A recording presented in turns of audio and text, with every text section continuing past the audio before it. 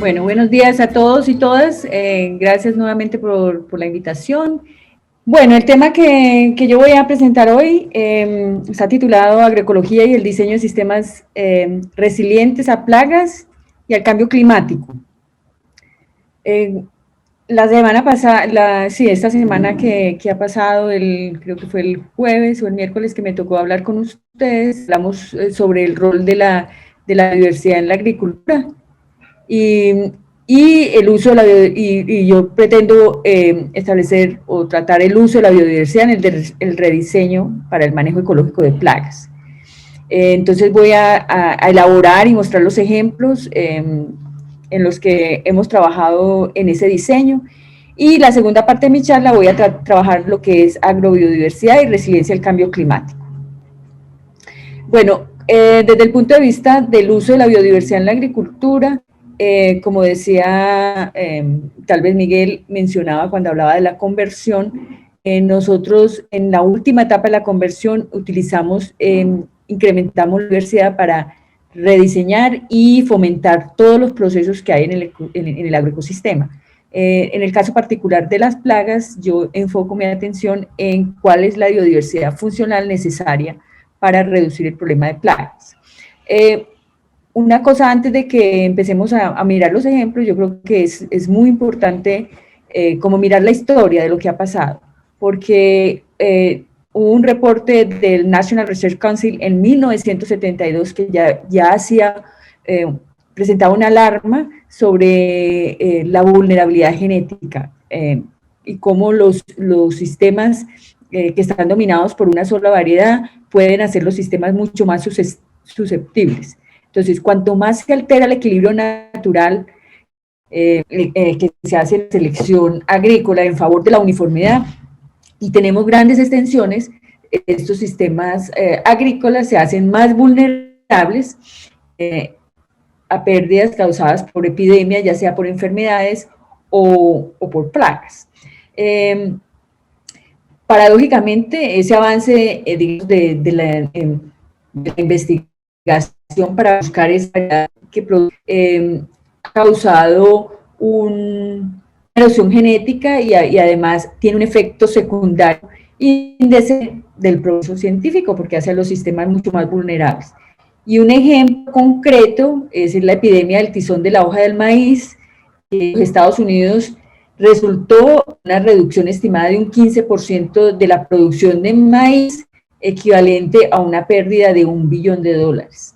Entonces, es una alarma que en 1972, sin embargo, no se hizo caso, la Revolución Verde avanzó y cada vez es una carrera continua con el problema de plagas o el problema de enfermedades que hay en los sistemas agrícolas. ¿Cuáles son esos grupos funcionales de organismos nocivos que nosotros estamos queriendo, mantener en un lugar, en un nivel que no cause daño? Estamos hablando de los fitófagos, en este caso insectos, ácaros, roedores, aves, fitoparásitos, nematos y protozoos, fitopatógenos, ahí están todo lo que son hongos, actinomycetos, bacterias, virus que causan enfermedad a los insectos, y muchos insectos que son vectores. Los fitófagos, pero también hay fitoparásitos que son vectores de enfermedades, y que ahí, por ejemplo, cuando tenemos problemas de virus, tenemos que tratar de controlar el insecto o el vector. Entonces, hay como varias alarmas que nos muestran que la simplificación de paisajes, acción muy directa, incremento de plagas en la agricultura. Por ejemplo, en 4 estados del medio oeste, porque ustedes saben que es el cordón de maíz de Estados Unidos, y la demanda de maíz impulsado por los biocombustibles, ¿qué hizo? Resultó que se fue avanzando en monocultivo y redujo esa diversidad de paisaje, y por ende esa diversidad de paisaje disminuyó directamente la oferta de enemigos naturales en los campos de soya y de maíz, y esto redujo en un 24% el control biológico. Entonces, este estudio del Landis y colaboradores en el 2008 muestra claramente que esta pérdida de control biológico le costó a los productores de soya un estimado de 58 millones de dólares por año, ya que hubo una reducción en el rendimiento y un mayor uso de pesticidas. Ya los enemigos naturales no estaban funcionando. Pero eso no solamente ocurre en la agricultura convencional. Yo creo que es muy importante esta reflexión de que la agricultura orgánica se está convencionalizando, como lo dice el profesor Manuel González de Molina, español. Él habla de convencionalización de la agricultura orgánica, y eso está pasando en muchos de nuestros países. Este es un particular caso de la producción orgánica de aguacate en Quillota, Chile, donde, si ustedes lo ven, es un monocultivo, igual que el monocultivo que posiblemente podemos entrar en el Midwest de los Estados Unidos, solo que este es orgánico. Eso también está trayendo una gran a las plagas, hace simplificación del paisaje. Es lo mismo en la producción orgánica de uva en el Valle Central de Chile. Esos sistemas orgánicos requieren una cantidad altísima de enemigos de insumos, entre ellos enemigos naturales y algunos otros insecticidas botánicos y controladores de plagas orgánicas, insumos orgánicos que tienen un costo supremamente alto. Entonces, este es un llamado a una reflexión de hacia dónde va la agricultura orgánica de sustitución de insumos y si estamos replicando los mismos síntomas que tiene la agricultura convencional. Y es por eso que en agroecología nosotros hacemos tanto énfasis de la diversidad y el papel que juega en la prevención, principalmente, de prevenir esa colonización de especies y obviamente del daño que pueden ocasionar estos niveles de infestación. Entonces, nosotros en agroecología trabajamos con una propuesta preventiva más que curativa, pero no solamente desde el punto de vista de plagas, y por eso en esta charla yo me voy a referir la mitad de mi otra charla a hablar de la resiliencia, porque esa diversidad también juega un papel muy importante en la resiliencia y la estabilidad del agroecosistema mediante el uso de especies que seguramente son redundantes, es decir, que no tienen una importancia en un momento determinado para la producción todo el tiempo, pero se tornan muy importantes cuando viene una disturbancia climática o un evento climático extremo en el agroecosistema. Y lo otro, que la diversidad nos permite fomentar aquellos procesos ecosistémicos, y uno de los procesos que nosotros queremos fomentar en el agroecosistema es la regulación biótica, el control biológico, y por eso la diversidad juega ese rol tan importante. Entonces, básicamente, digamos, el manejo agroecológico de plagas se trabaja con 3 pilares fundamentales.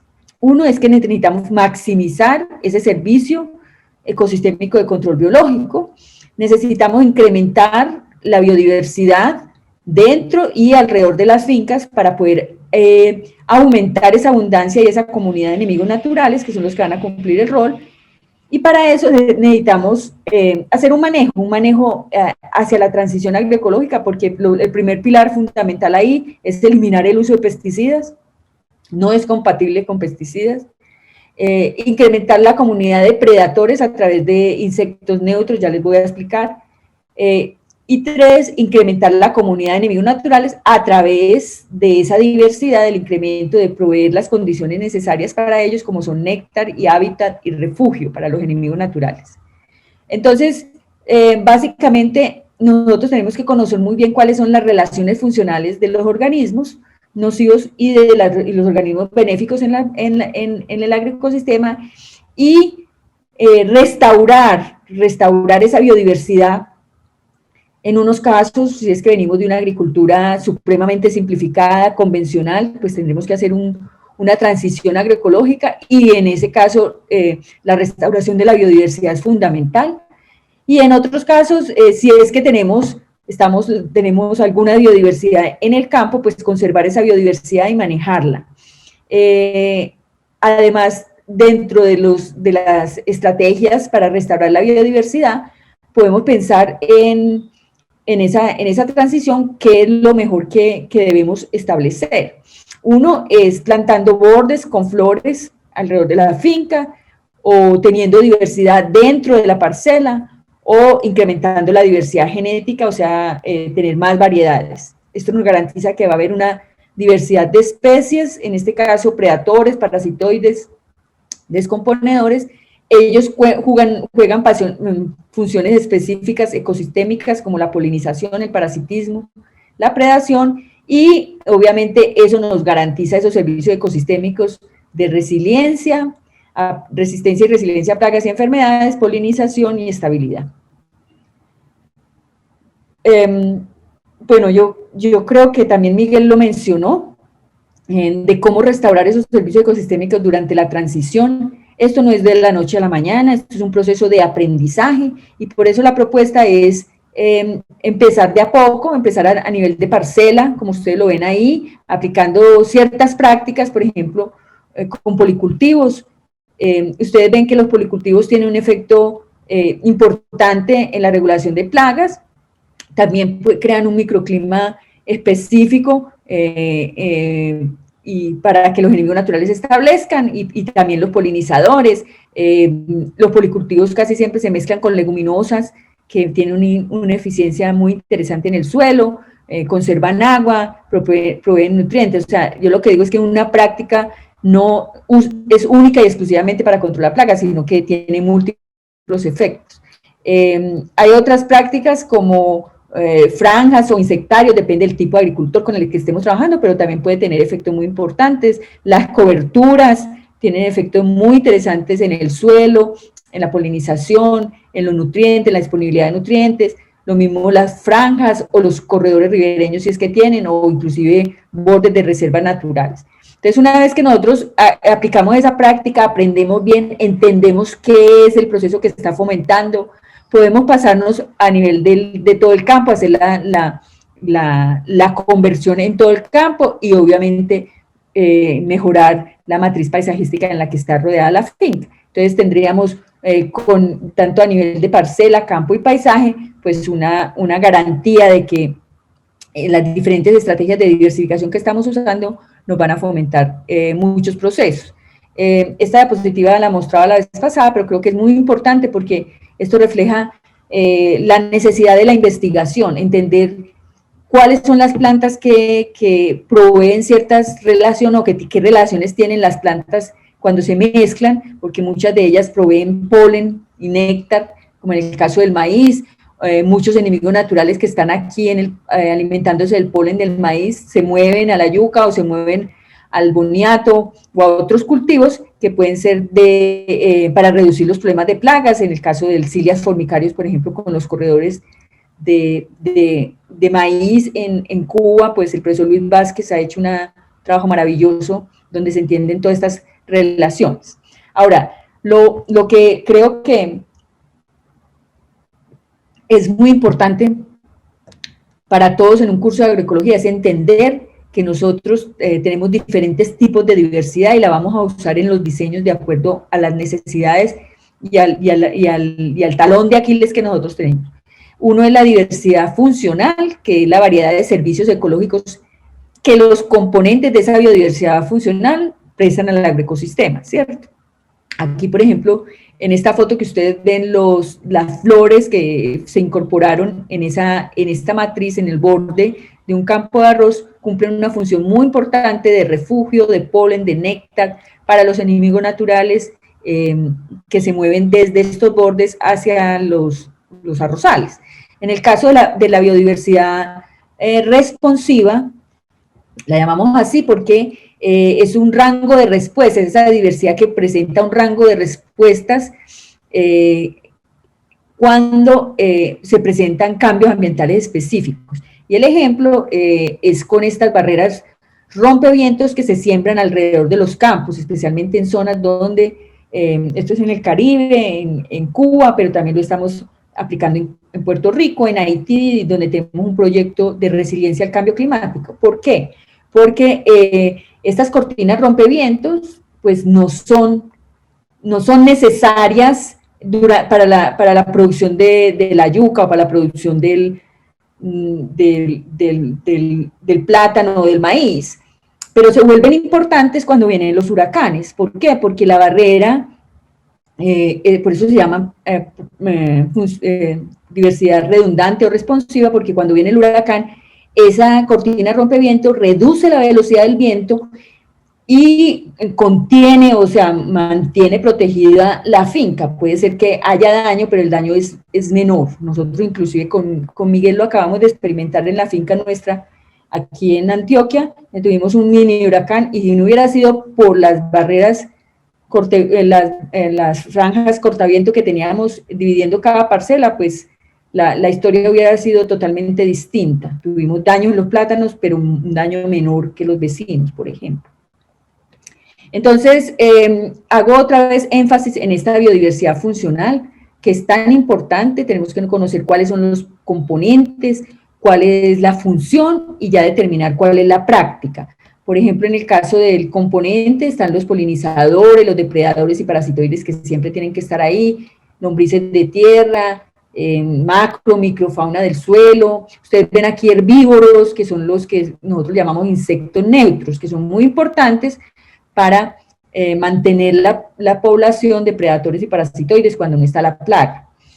Conocer la función de cada uno de ellos, bueno, los polinizadores en la polinización y en la introgresión genética, depredadores y parasitoides en la regulación de plagas. La vegetación circundante puede ser muy importante como hábitat para enemigos naturales, también puede ser como acumulación de biomasa.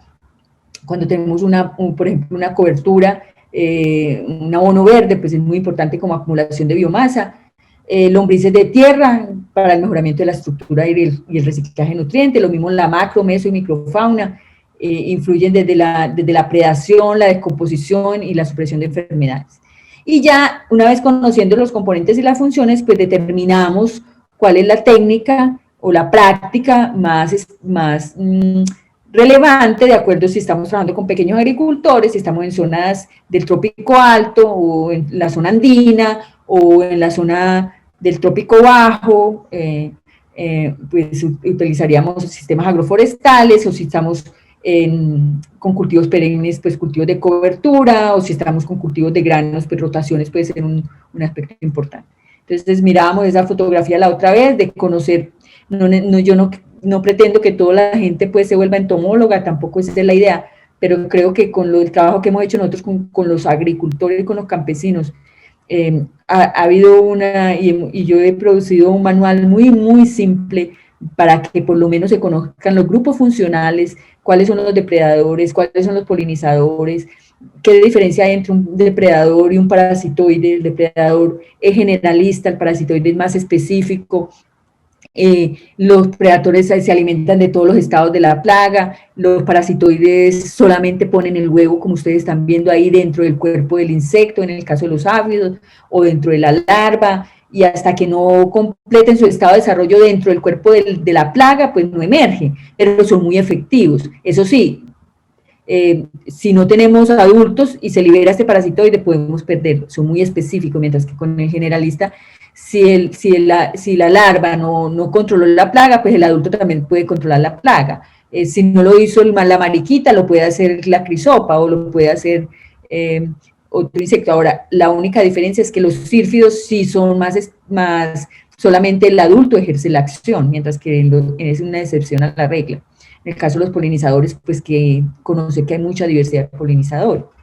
Y es por eso que es muy importante en ese proceso de rediseño que hablaba seguramente Miguel en la conversión, en la transición, pasar de estos sistemas más simplificados a sistemas complejos, donde hay una composición, una estructura, ya sabemos por cuáles plantas tenemos que tener, sabemos que tenemos que tener floración, porque los insectos benéficos necesitan polen y néctar, pero no es cualquier tipo de flor tampoco. Entonces es muy demandante en información y conocimiento. ¿Por qué es importante la diversidad en ese proceso de la transición? Porque cuando nosotros quebramos el monocultivo con diversidad, le damos la oportunidad a que a que hayan más interacciones benéficas entre las especies, y de esa forma garantizamos que haya una estabilidad. Cuando quebramos con diversidad también mejoramos el uso y la eficiencia de los recursos, reducimos el riesgo.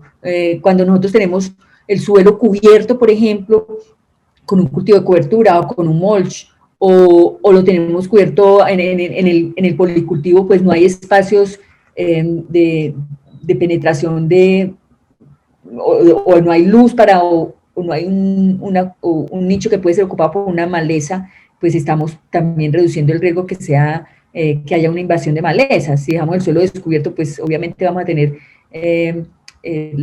la posibilidad de que si hay luz y agua, pues las malezas aprovechan ese espacio y entonces tienen más oportunidad. Entonces, por eso, cuando nosotros incrementamos diversidad, pues mejoramos ese uso de recursos. Y también cuando aplicamos este concepto de quebrar el monocultivo con diversidad, incrementamos, la idea es incrementar la biodiversidad funcional a nivel de finca y de paisaje, y esto nos garantiza que podemos tener este servicio ecosistémico de control biológico. Quiero mostrarles a ustedes cómo nosotros podemos diversificar dentro de la finca, en el campo. Una estrategia puede ser usando arbences, mal llamadas malezas, porque en realidad están cumpliendo un rol, y es importante entender cuál es el rol que cumplen esas plantas fuera de sitio, que no son productivas, pero que pueden cumplir un rol importante. Les traje dos ejemplos. Uno es una práctica campesina, los dos son prácticas campesinas, donde en Tlaxcala los agricultores dejan a propósito lupinus dentro de los campos de maíz, porque el maíz en esta zona particular de Tlaxcala tiene una plaga que se llama Macrodactylus, es un coleóptero. Entonces ellos observaron que donde había lupinus, este insecto prefería el lupinus que el maíz. Entonces, la idea fundamental es que esta lupinus actúa aquí como cultivo trampa.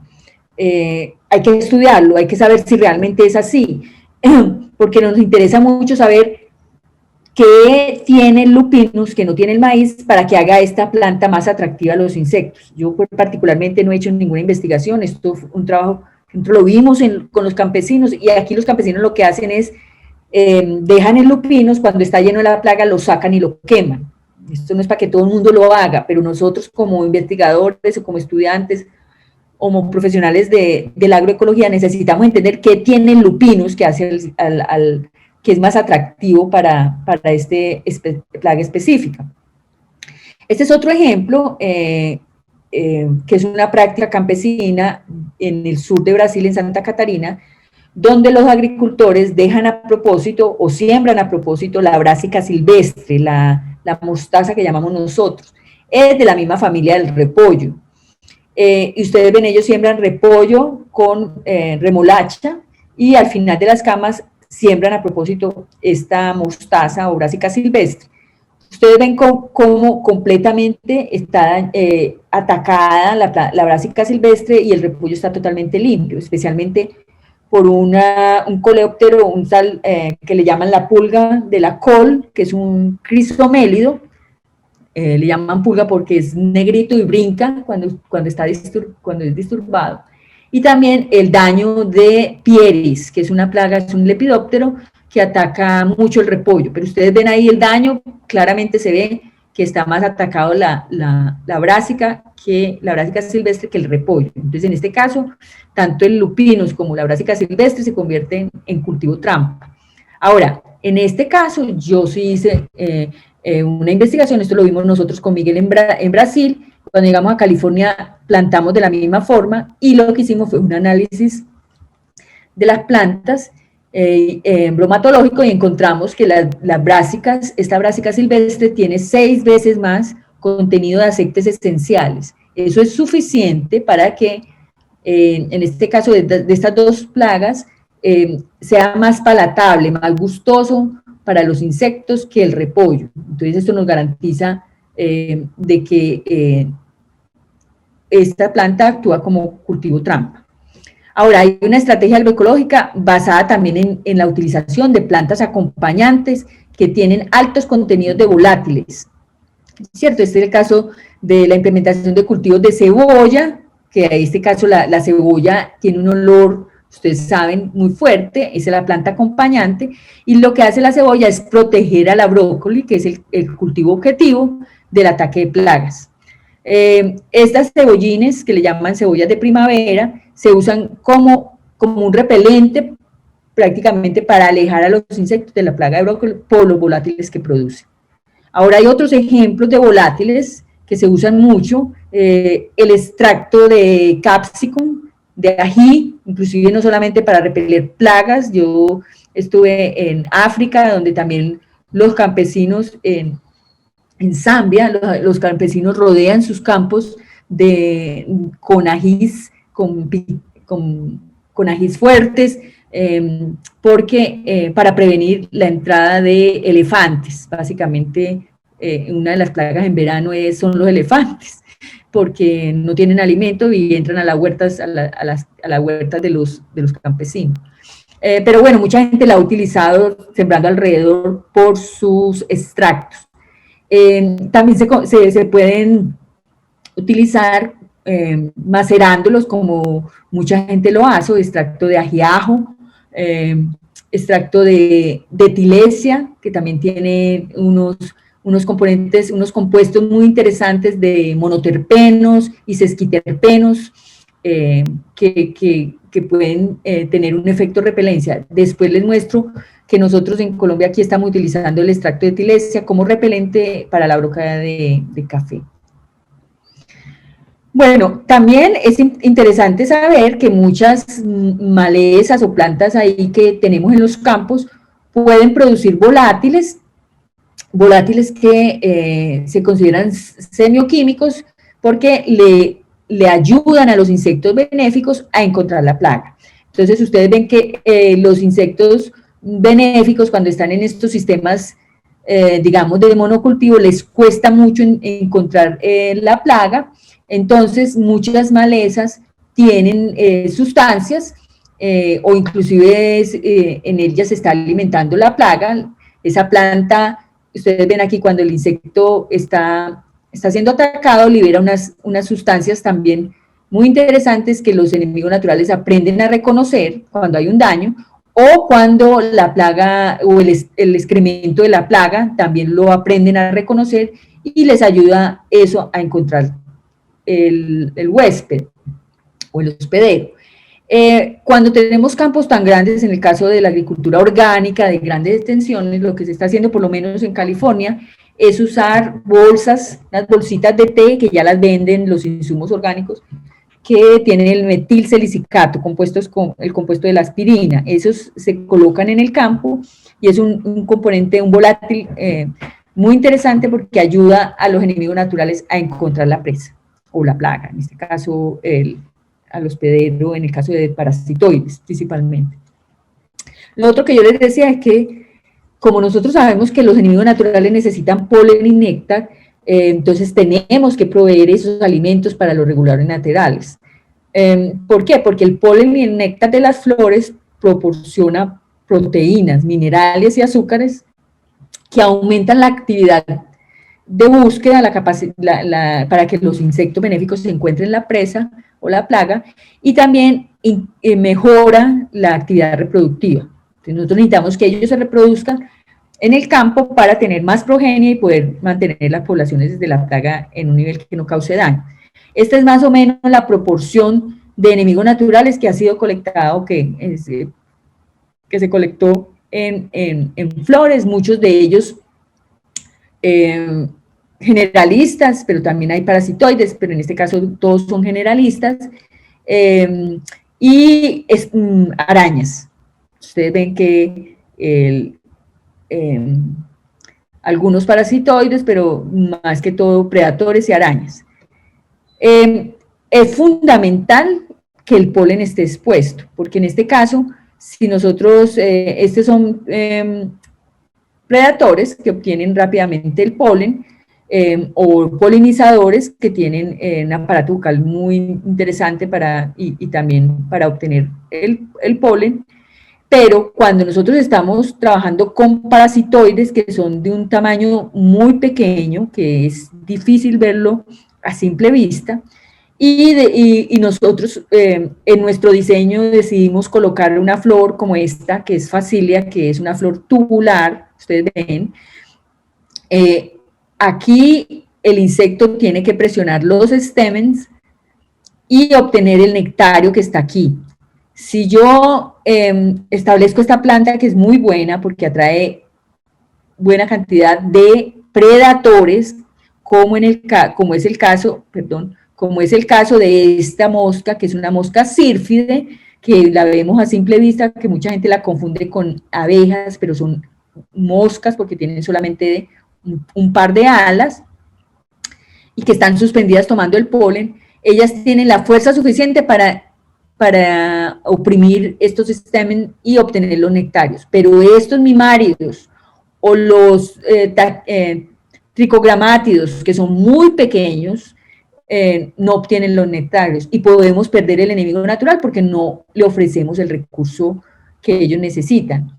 Entonces, en este trabajo que ustedes ven aquí en esta gráfica, lo que quisimos hacer fue usando diferentes tipos de flores y usando diferente enemigo natural. Este es el caso para un bracónide, un parasitoide. Ustedes ven que si está en un campo orgánico donde no hay diversidad y solamente se tiene disponibilidad de agua, pues el insecto tú lo liberas y al segundo día ya está muerto, si no es que llegó muerto. Si se le colocan franjas de alison, pues este insecto particular puede durar hasta 8 días en el campo por el contenido de proteínas y minerales que tienen estos nectarios. Pero miren, cuando tenemos trigo serraceño o el buckwheat, este insecto puede durar hasta 45 días, o sea que dependiendo del tipo de flor podemos incrementar la sobrevivencia de estos, en este caso de estos ignomonios o del enemigo natural que queremos establecer o fomentar. Bueno, este ejemplo creo que también se los había mostrado, este es ejemplo en California, donde esta es una producción de lechugas orgánicas, muy conocida, en una empresa muy conocida. Quisieron establecer, o sea, quebrar ese monocultivo con diversidad, porque los insumos son costosos.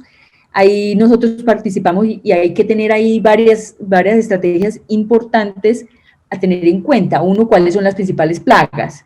Son la mayoría lepidópteros.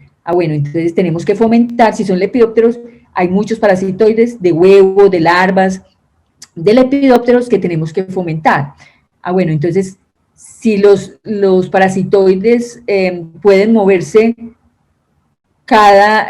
tienen un rango de 50 metros, porque son voladores, casi siempre son avispas, dípteros y algunos colópteros, pero ellos pueden moverse hasta 50 metros. Entonces, esta franja que nosotros establecimos aquí de Alisum, que tiene el polen expuesto, que no tiene dificultad si son pequeñitos, porque el polen está expuesto en la fenología de la flor, nos permite garantizar ese recurso. Y ustedes ven que como se mueven para un lado 50 y para el otro 50, estas franjas las ubicamos en el diseño cada 100 metros para garantizar ese recurso alimenticio para los enemigos naturales, pueden tener la proteína, los minerales necesarios para su reproducción, su fecundidad y también su energía.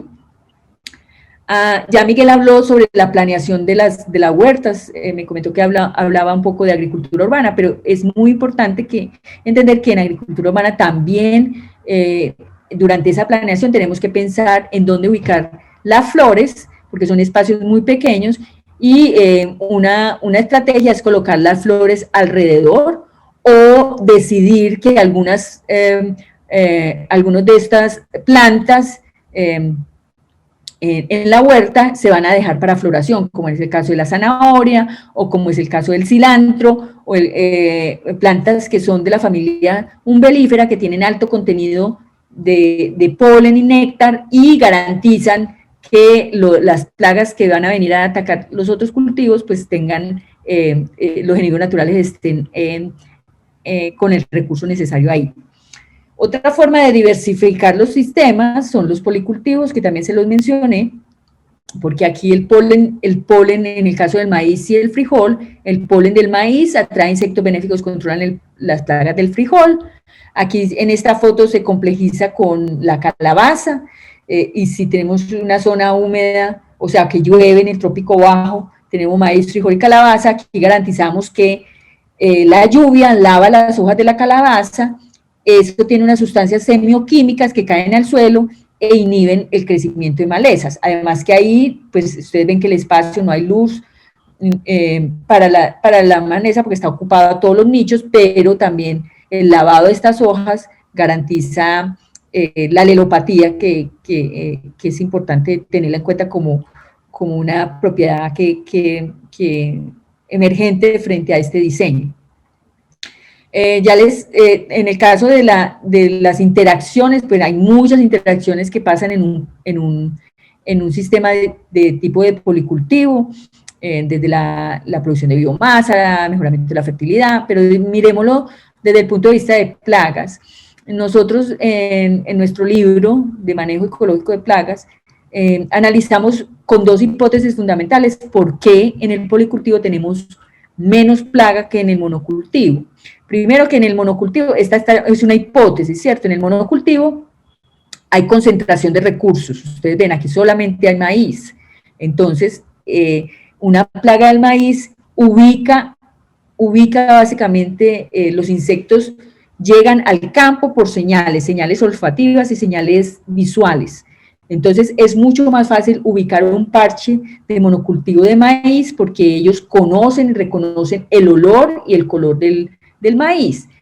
Cuando nosotros sembramos maíz mezclado con frijol, con calabaza, de todas formas aquí hay un cambio en la infraestructura ecológica. Entonces nosotros hablamos de la segunda hipótesis, que es la de los enemigos naturales.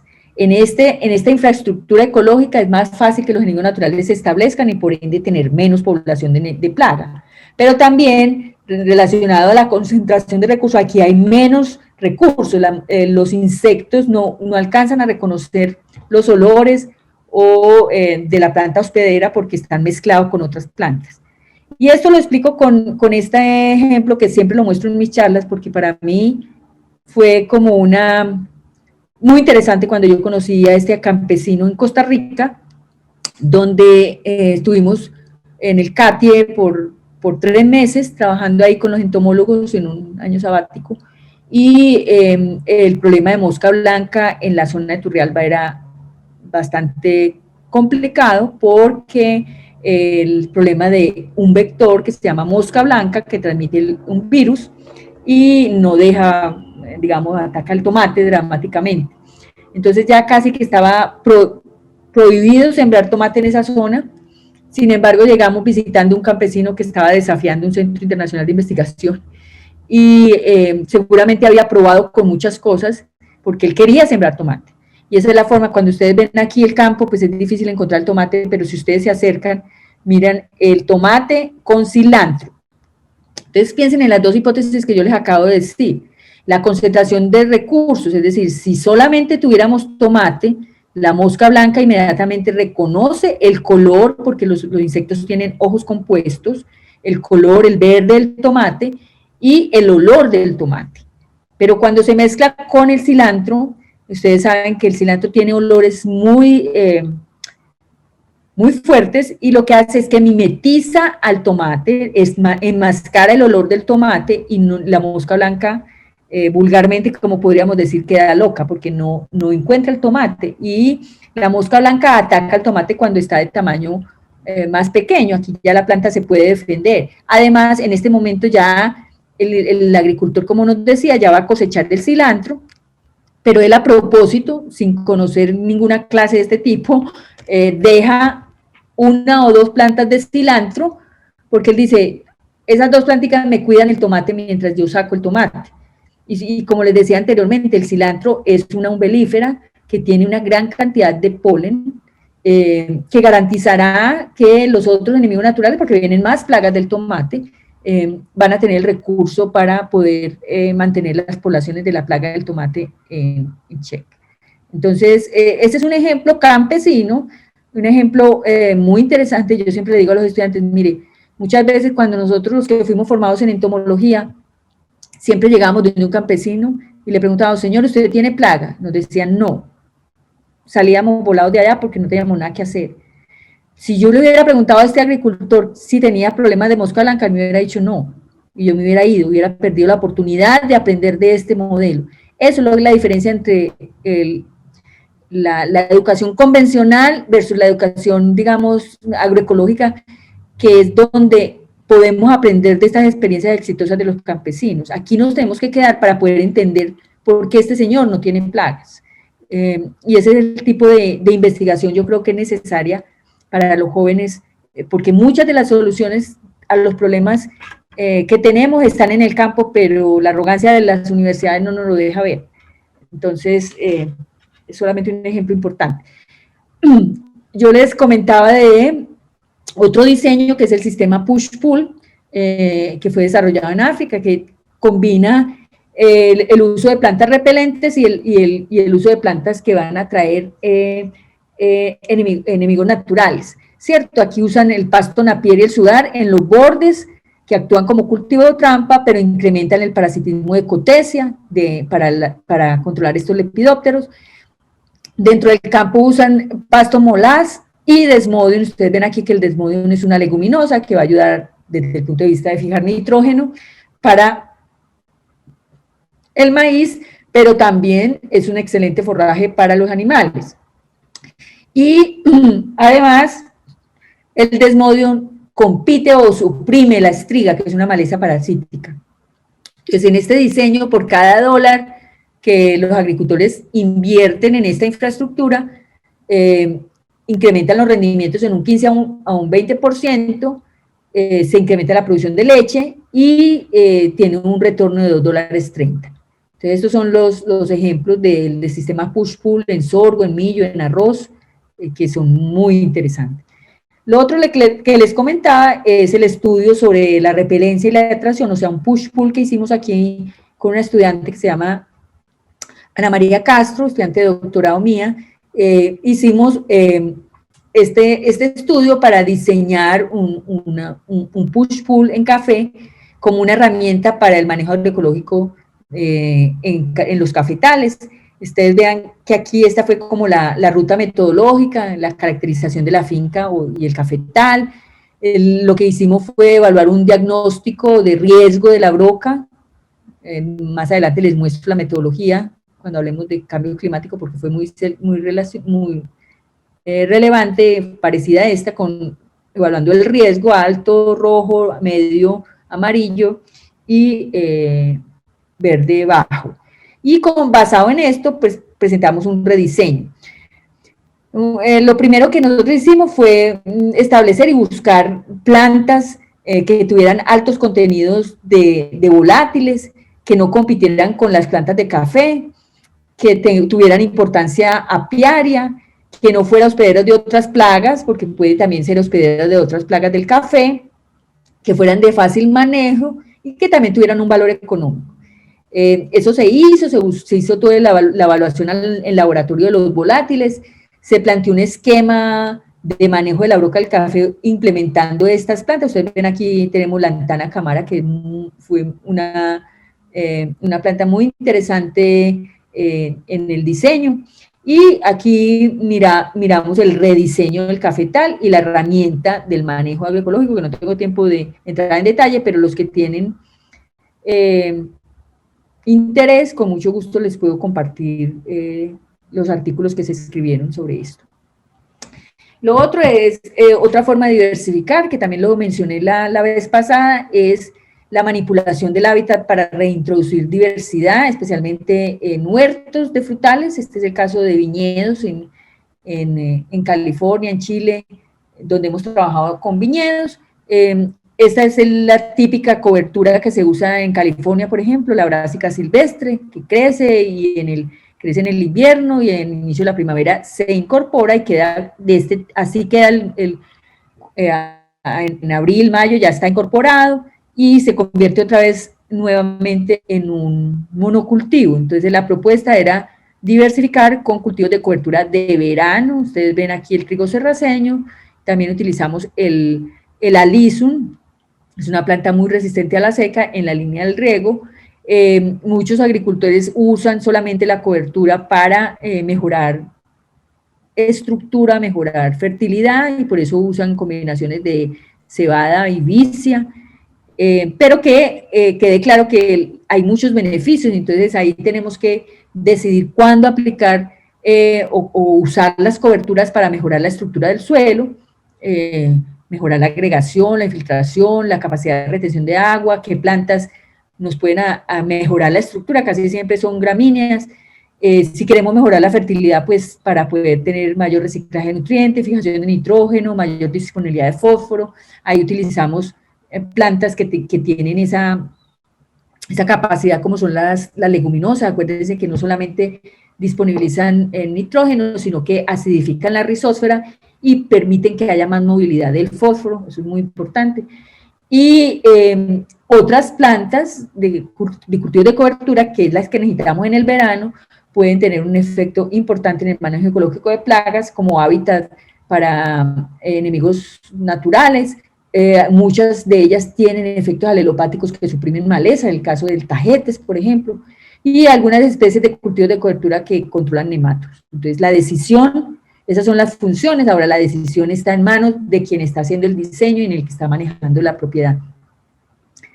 Hay diferentes tipos de cobertura, mezclas de leguminosas que fijan nitrógeno, como los frijoles, los tréboles, las abejas, las vicias, mezcla de gramíneas, centeno, cebada, pastos nativos, y mezclas de gramíneas y leguminosas, que ahí hay un doble propósito, que es donde están las flores que también nosotros queremos implementar. Este es un ejemplo en Chile con arándanos, que empezamos ellos tienen más de 300 hectáreas de arándanos, inclusive más, pero no en una sola finca, tienen una producción de 1000 hectáreas de arándano orgánico, pero las fincas varían desde 100 a 200 a 50 hectáreas, estaban saturados con los insumos orgánicos y nos pidieron apoyarlos en un rediseño, o sea, moverse de esa sustitución de insumo a la última etapa de la conversión y establecer un rediseño. Entonces, lo que nosotros hicimos fue principalmente pensar, bueno, ¿cuáles son las plagas aquí? Aquí la principal plaga es un curculiónide, un coleóptero que ataca el arándano, principalmente. Ese es y el otro grave problema o talón de Aquiles para los arándanos aquí son las malezas. Entonces, pensar, bueno, en una estrategia para controlar las malezas, pues pensamos en una cobertura que tuviera alguna planta como el centeno, una mezcla que produjera mucha biomasa para crear este mulch, pero que al descomponerse tuviera el efecto alelopático para controlar la maleza. Y lo plantamos a altas densidades, luego pasaba el tractor y creaba este mulch, y de esa forma, y también pensamos en los tréboles, pero no funcionó muy bien porque mucho manejo, necesitaba más mano de obra. Y ustedes ven aquí que hay un corredor que conecta con el bosque, porque este curculiónide es un insecto de sotobosque. Entonces se convierte en una gran oferta del arándano, se convierte en una plaga principal. Hay que conocer el ciclo de vida de la plaga, porque ellos como adultos están aquí colocando huevos en la base de la planta del arándano y luego la larva se mete a la raíz y es la que causa el daño. Entonces, es muy importante en el momento que tenemos que actuar. Pensamos en muchos enemigos naturales que podrían establecerse en este corredor. Desafortunadamente, el curculiónide es supremamente duro y muchos enemigos naturales no son capaces de comerse, especialmente el adulto. Entonces, lo que mejor nos funcionó fueron las gallinas, porque pasaba un pastor con gallinas que tenían hambre, con un palito iba moviendo los arándanos y ellas colectando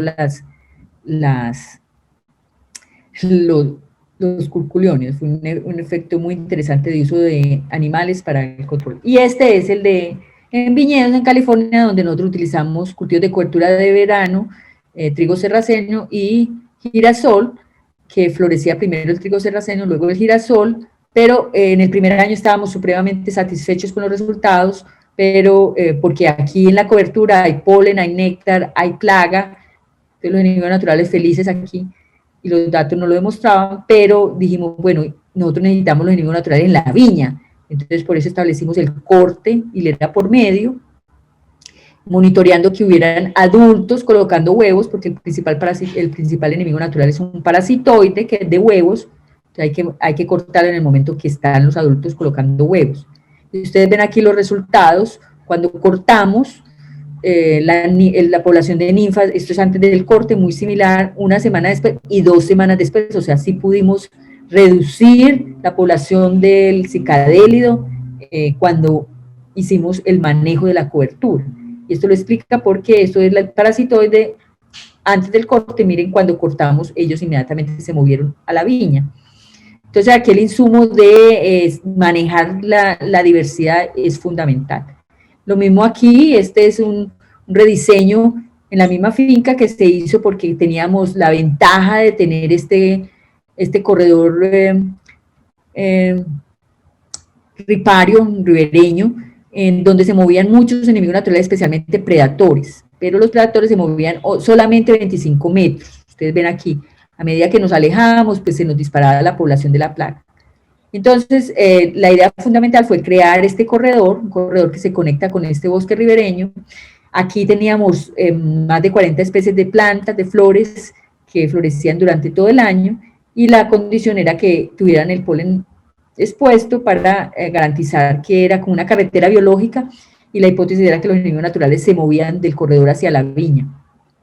Y efectivamente lo comprobamos. Ustedes ven aquí el gradiente poblacional de la plaga, a medida que nos alejábamos del corredor se nos disparaba, en los primeros 25 metros no alcanzaba nivel económico de daño, lo mismo porque cuando monitoreamos los predadores ellos se mueven en este rango, 25 metros. Entonces ahí lo mismo que cuando la finca que les mostré de lechuga, hay que pensar, bueno, cómo construir esa red de corredores. Obviamente no se va a construir un corredor de la misma forma porque es costoso, pero una cobertura, un cultivo de cobertura puede garantizar ese recurso. Entonces, estos son como los principios claves del manejo agroecológico de plaga: evitar el monocultivo, mantener diversidad y complejidad espacial y temporal, pues depende con quién agricultor, si somos pequeños, si somos con más grandes, si se está trabajando con cultivos perennes. Preservar la diversidad genética, muy importante, con pequeños agricultores, variedades locales, mezcla de variedades, fomentar el hábitat para la fauna benéfica y enriquecer los alrededores de la finca.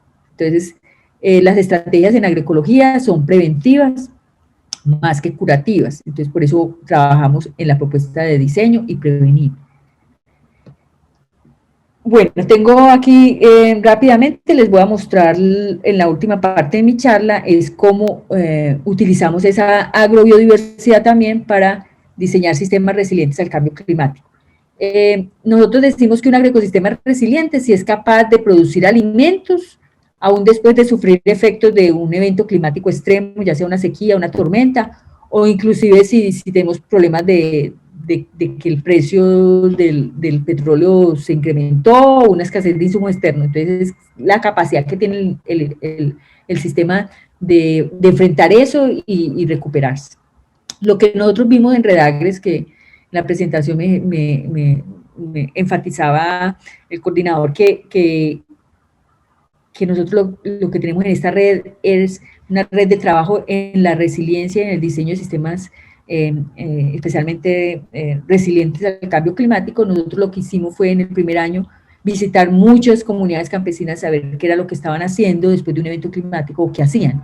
Y lo que encontramos fue que muchas comunidades rurales tradicionales inclusive se preparan para enfrentar la situación de las fluctuaciones del clima.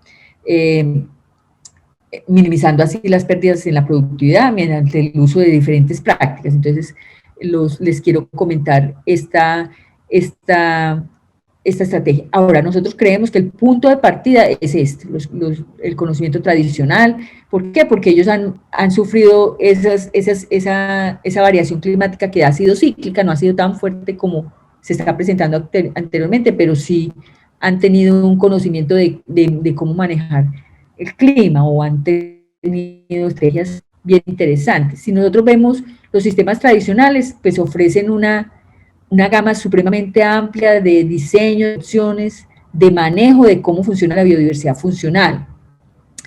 Esto nos garantiza a nosotros la resiliencia, como lo voy a mostrar más adelante. Los voy a llevar a mostrarles algunos ejemplos, esto de lo que nosotros observamos en ese primer año. Estos son los guaruguaros. Esto es en el corredor Cusco-Puno, estamos aquí a 3.400 metros sobre el nivel del mar.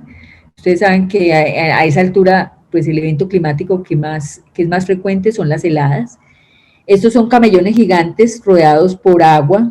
Esto es un sistema milenario, lo hacían los incas, y que muchos campesinos indígenas todavía lo mantienen. Es muy interesante porque desde el punto de vista climático, desde el punto de vista de las heladas, el agua absorbe el calor durante el día, lo libera en la noche y es posible tener cultivos en medio de heladas. Entonces esto es un aprendizaje muy interesante para ver que sí los agricultores se preparan y estos diseños han permitido producir en medio de heladas, con cultivos andinos obviamente. Este es otro sistema que nosotros lo observamos aquí en Colombia en ese primer año de nuestra investigación, es que en algunas situaciones mujeres afrocolombianas aquí en el Chocó están sujetas a una región donde llueve muchísimo, en promedio llueven 8.000 milímetros al año, pero pueden haber zonas donde llueve 12.000. Entonces están sujetas siempre a inundaciones. Las mujeres afrocolombianas se idearon las huertas que se llaman azoteas, no solamente son estas huertas elevadas a nivel de la cintura, sino también canoas, como ustedes ven aquí, canoas que ya los pescadores no usan, que las colocan entre los árboles y ahí es donde las llenan de materia orgánica y pueden sembrar algunos de sus cultivos. Bueno, en Ecuador, los que estén ahí lo pueden corroborar, los que conozcan Loja lo pueden corroborar, pero para nosotros fue muy interesante este ejemplo que se llama orillado. Ustedes ven porque usan el agua residual de los ríos, lo cercan, pero ¿cómo usan aquí llueve muy poco, es una zona semiárida, entonces lo que hacen es, ustedes ven aquí que son camellones, hacen como unos montículos, porque si siembran directamente en el río, pues vamos a tener problemas gravísimos de enfermedades, entonces lo que hacen por capilaridad, utilizan la humedad, y como saben que el río de todas formas se va a secar, empiezan a hacer un hoyo, aplican materia orgánica y pueden sembrar. O sea, es una forma de cómo quedarse en el territorio porque están sujetos a estas condiciones. Ahora, está muy relacionado porque aplican compost, por lo que hablábamos la otra vez. El incremento de materia orgánica permite el almacenamiento de agua en el suelo. O sea, con un aumento de un 1% de materia orgánica se pueden almacenar 16 litros de agua. Es decir, que puede ser de 167.000 litros por hectárea. Y tal vez lo que también mencionábamos la otra vez, la biología del suelo. Las micorrizas son fundamentales aquí porque ayudan a explorar 40 veces más, porque son una asociación con las raíces que nos ayudan a explorar el agua en el suelo.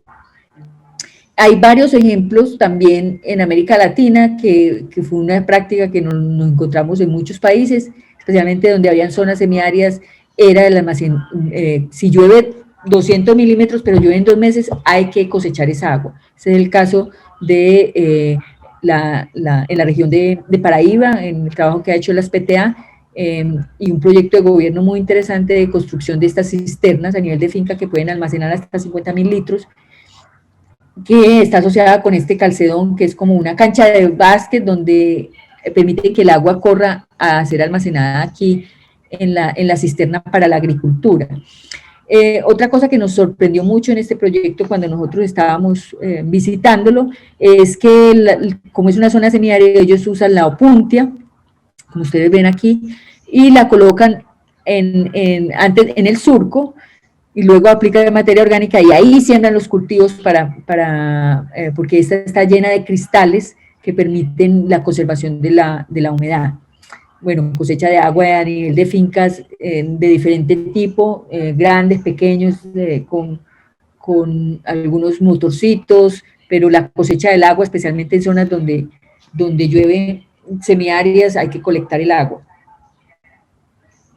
Les hablaba de los policultivos que exhiben, ya se ha hecho mucho trabajo de que exhiben mayor estabilidad, cuando se hizo trabajo con sorgo y guandul, demostraron que en un evento particular el monocultivo de guandul fallaría 1 en 5, el de sorgo 1 en 8, pero si tenemos sorgo con guandul puede fallar 1 en 36, entonces garantizamos de que sea mucho más resiliente. Lo mismo con los sistemas agroforestales, con café y cacao. Cuando se cultiva de esta forma, el nivel de sombra de más o menos 40 o 60% que los árboles proporcionan, crean un microclima que protege a los cultivos de las fluctuaciones, ya sea altas temperaturas y también precipitaciones. Si hay mucha precipitación o si hay baja precipitación, nos permite conservar la humedad y reducir la evaporación del agua del suelo. Ustedes ven aquí claramente que cuando tenemos un sistema de café con una sombra compleja, pues la evapotranspiración es menor que si no tuviera. Esto también lo veíamos, se reduce la resiliencia y se reducen los servicios ecosistémicos. Otra característica en ese primer año, cuando visitamos los proyectos, nosotros somos 20 investigadores en 8 países, era la diversidad genética, porque muchos de esa diversidad genética es clave para la adaptación al cambio climático, especialmente si se usan también las prácticas agroecológicas. Entonces, este es el caso de Jesús León Santos, que es un campesino en Oaxaca, que dirige esta ONG campesina que se llama Sedicam. Ellos recibieron el premio Goldenman por la reforestación y la conservación de suelos y el proyecto de agricultura sustentable que tienen. Pero aquí les quiero mencionar la estrategia que ellos hicieron manteniendo esta variedad de cajete. Ustedes saben que México es centro de origen de maíz, tiene maíces a muchas altitudes y con regímenes adaptados a regímenes de precipitación diferentes. En este caso es una región que llueve 300 milímetros al año, muy seca, y este maíz de cajete es el único maíz que está, digamos, en el campo, en la mayoría del año que está seco.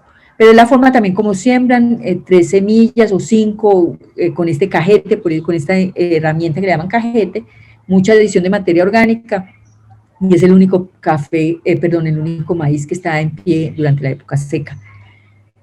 Hablábamos de esta tabla que es muy importante de la doctora Vandana Shiva, que muestra claramente que el indicador productividad con respecto al uso del agua es clave. Miren, las variedades nativas rinden más que las variedades modernas, kilogramo por hectárea por centímetro de agua.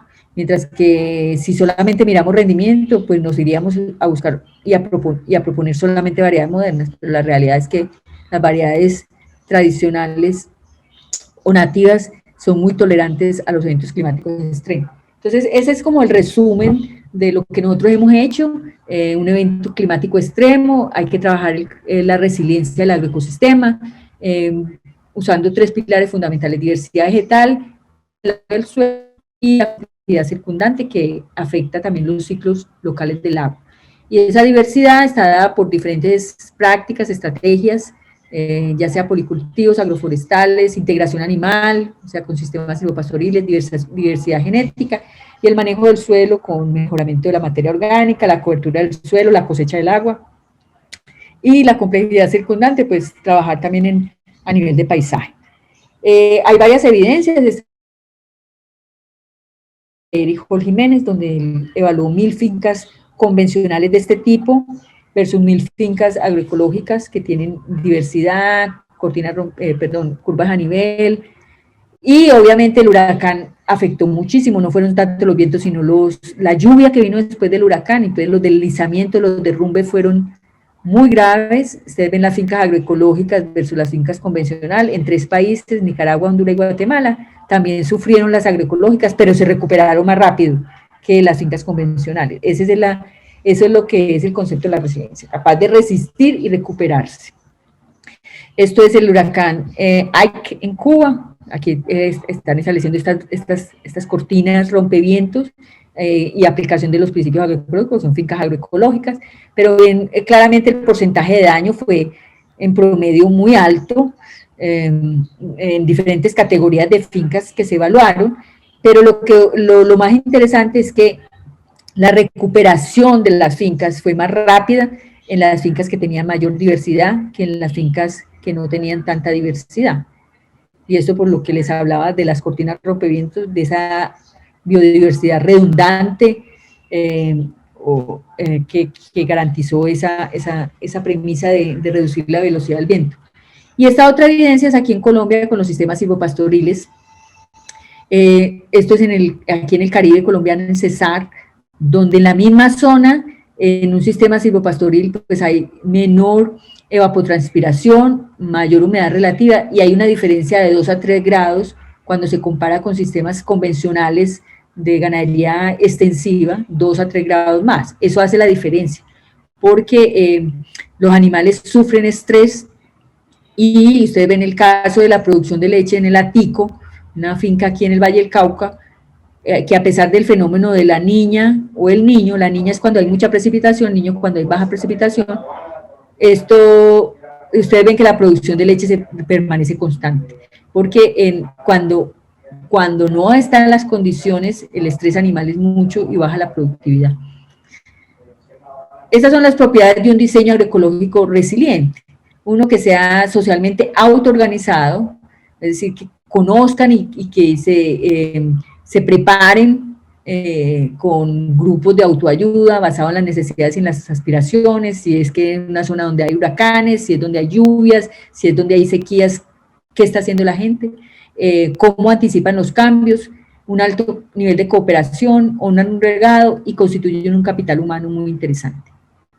Entonces hemos visto que en los libros ustedes lo pueden mirar, en los artículos, tenemos una página web que pueden bajar los libros donde exponemos con todas estas experiencias, pero para resumir, los sistemas agrícolas diversificados, ya sea usando sistemas agroforestales, sistemas silvopastoriles, mucha diversidad genética, que utilizan muchos pequeños agricultores, exhiben mayor estabilidad del rendimiento y mayor resiliencia al cambio climático.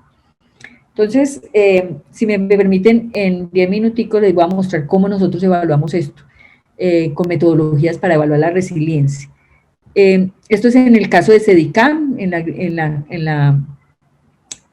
la Mixteca Alta, que ellos tienen esta ONG campesina que buscan que las familias desarrollen sus propias capacidades para mejorar su producción, pero también cuidar el entorno. Está en una zona supremamente degradada, pero el trabajo se hizo de una forma participativa muy interesante con la metodología de iconografía facial. Eso lo hizo Paul Roche, que fue un estudiante de doctorado de Miguel. Se trabajó con el taller de la parcela feliz, donde se describen indicadores de las categorías en el territorio y en el paisaje, y se le da algunas características a qué es una carita feliz en el territorio, por ejemplo, bosques y predios en descanso, sin bosque sería una carita media, y alrededor está rodeada por el mismo cultivo, o sea, monocultivos alrededor de, si tiene o no barreras vivas, entonces se le va dando la característica, entonces se trabaja con esta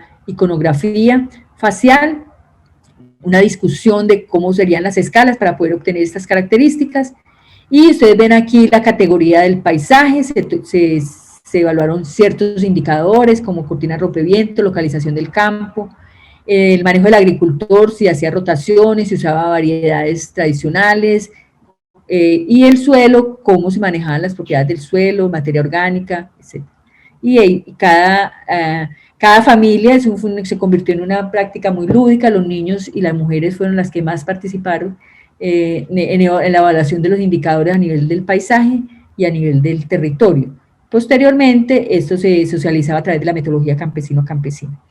Lo otro es la metodología que quiero terminar, es con la metodología para evaluar el riesgo. Esto se hizo aquí con un estudiante mío que se llama Alejandro Henao, de doctorado, y se compararon fincas agroecológicas y fincas convencionales en la misma condición.